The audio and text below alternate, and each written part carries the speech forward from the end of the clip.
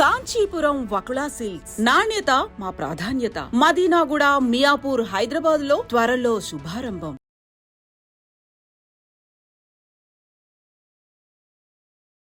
America ఈ పదం వింటేనే ఈ మధ్య కాలంలో భయం వేస్తున్న పరిస్థితి ఉంటోంది. ఎందుకంటే అటు ట్రంప్ వచ్చిన తర్వాత అందరూ మన ఇండియన్స్ చాలా మంది ఇబ్బంది పడుతున్నారు. జాబ్స్ రావట్లేదు, లేదంటే H1Bకి సంబంధించిన వీసాల మీద ఆంక్షలు ఉన్నాయి. ఇట్లా రకరకాలుగా అమెరికాకు సంబంధించిన వార్తలు వస్తూ ఉంటాయి. అండ్ దట్టు ఒక 2-3 నెలల నుంచి అయితే చాలా మంది మన దగ్గర నుంచి వెళ్ళినటువంటి పిల్లలు ఆర్ తెలుగు రాష్ట్రాలకు సంబంధించినటువంటి పిల్లలు చాలా మంది ఏదో ఒక రీజన్ లో చనిపోతున్న సందర్భాలు కూడా చాలానే కనిపిస్తున్నాయి. వాళ్ళు ఆత్మహత్య చేసుకున్న సందర్భాలు కొన్ని ఉంటున్నాయి, లేదంటే యాక్సిడెంట్ లో చనిపోతున్న వాళ్ళు కొంతమంది ఉన్నారు.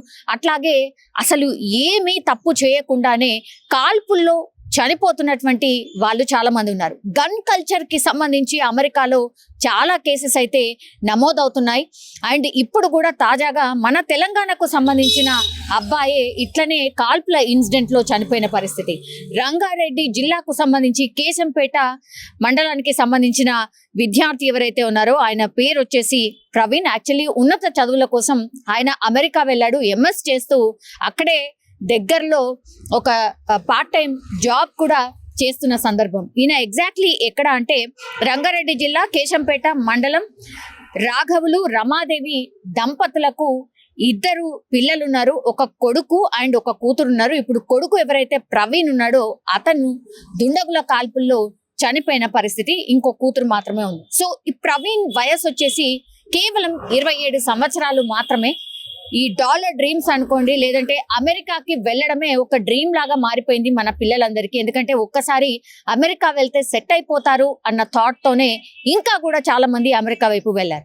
ఓకే, ట్రంప్ వచ్చిన తర్వాత కొంత తగ్గిందేమో, ఎందుకంటే అక్కడ సిచ్యువేషన్ బాగాలేదని కొంతమంది ఆగుతున్నారేమో. కానీ వెళ్ళే వాళ్ళ సంఖ్య ఆర్ అమెరికా వెళ్ళాలి అనే కళ మాత్రం ఎక్కడంటే ఎక్కడ కూడా తగ్గిన సందర్భం అయితే మనకైతే కనిపించట్లేదు. కానీ ఇట్లాంటి ఇన్సిడెంట్స్ ఎప్పుడైతే వింటున్నామో, అంటే కాల్పులో చనిపోయిన వాళ్ళ సిచ్యువేషన్ కావచ్చు, యాక్సిడెంట్ లో చనిపోయిన సిచ్యువేషన్ కావచ్చు, లేదంటే జాబ్స్ లేనటువంటి పిల్లల సిచ్యువేషన్ కావచ్చు, ఇట్లా చాలా అంటే చాలానే ఇన్సిడెంట్స్ ఈ మధ్య కాలంలో నమోదవుతున్న పరిస్థితి అయితే కనిపిస్తోంది. సో పేరెంట్స్ అయితే పానిక్ అవుతున్న సందర్భాలే చాలా ఎక్కువగా కనిపిస్తున్నాయి. అండ్ ఇక్కడ ఈ ఒక యూనివర్సిటీలో ఆయన 2nd ఇయర్ చదువుతున్నాడు. విస్కాన్సిన్ మిల్వాంకీలో నివాసం ఉంటున్నాడు ఆయన. సో ఖర్చుల కోసం కావచ్చు ఆర్ వాళ్ళ ఫీజులకి సంబంధించి వాళ్ళ ఫీజుని కట్టుకోవాలన్నా, లేకపోతే వాళ్ళ ఖర్చులను వెళ్ళదీయాలన్నా పార్ట్ టైం జాబ్ అనేది మస్ట్. మన ఇండియన్ పిల్లలకు అదొక అంటే ఏమంటారు, అక్కడ బతకాలన్నా, లేకపోతే ఇవన్నీ ఫీజులు కానీ, లేకపోతే వాళ్ళ ఖర్చులు కానీ తీరాలంటే మాత్రం ఖచ్చితంగా పార్ట్ టైం జాబ్ చేయాల్సిందే.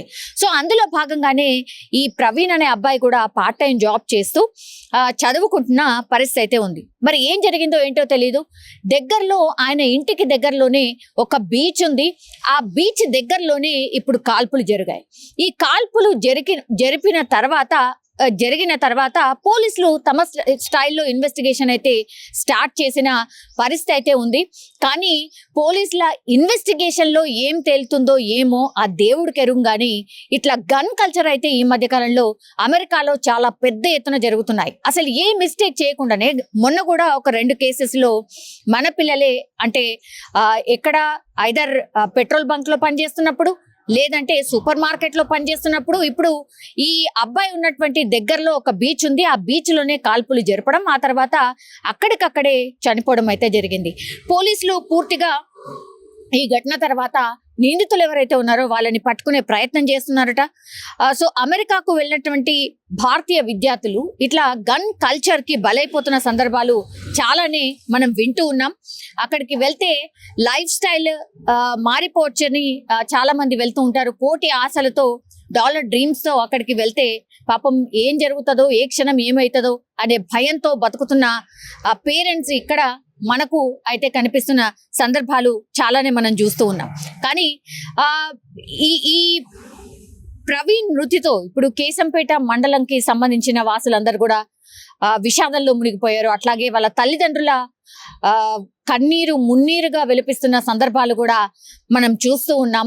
కానీ ఇట్లా బిడ్డలు ఉన్నత చదువుల కోసం వాళ్ళ ఫ్యూచర్ ని సెట్ చేసుకోవడానికి వెళ్తే పాపం వెళ్ళినటువంటి వాళ్ళు తిరిగి వస్తారా అనే దాంట్లో ఈ మధ్య కాలంలో అమెరికాకు వెళ్ళినటువంటి వాళ్ళు ఆర్ విదేశాలకు వెళ్ళినటువంటి వాళ్ళ తల్లిదండ్రుల పరిస్థితి ఉంటోంది.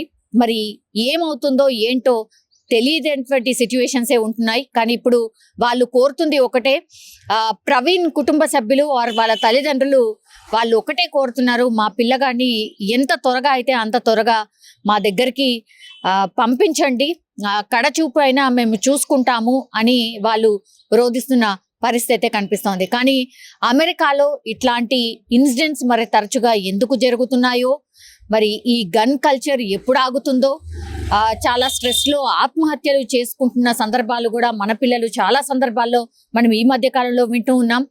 ఇట్లా ఎందుకు జరుగుతుంది? మరి పేరెంట్స్ తరచుగా వాళ్ళ పిల్లలకి కొద్దిగా మీ ఫ్యూచరే లేకంటే మీరు కష్టపడండి, చదువుండి ఇట్లాంటివి మాత్రమే చెప్పకుండా రియల్లీ మోటివేట్ చేయాల్సిన సందర్భం కూడా వచ్చింది అనిపిస్తోంది. దయచేసి మీ సేఫ్టీ కూడా చూసుకోండి. అట్లాగే మీ చుట్టుపక్కల ఏం జరుగుతుందో గమనించుకోండి. ఎవరైనా బెదిరిస్తే దయచేసి కోప్పడకుండా అక్కడి నుంచి గమ్మున వచ్చేయండి. ఇట్లాంటివే చెప్పే ప్రయత్నం చేయండి. అట్లాగే ఓన్లీ అమెరికాలో ఉండడమే ఇంకా మీ ధ్యేయం లాగానో లేకపోతే మీరు ఎట్టి పరిస్థితిలో అక్కడే ఉండాలనో ఇట్లాంటివి మాత్రం దయచేసి చెప్పకండి. నిజంగా ఇబ్బంది ఉంది అని మీ బాబు మీ పాపనో చెప్తే వెనక్కి రప్పించుకునే ప్రయత్నం చేయండి. ఇవి మాత్రమే ప్రస్తుతం అమెరికాలో జరుగుతున్నటువంటి ఈ ఇన్సిడెంట్స్ చూస్తే సొల్యూషన్ లాగా మనకైతే కనిపిస్తున్నాయి.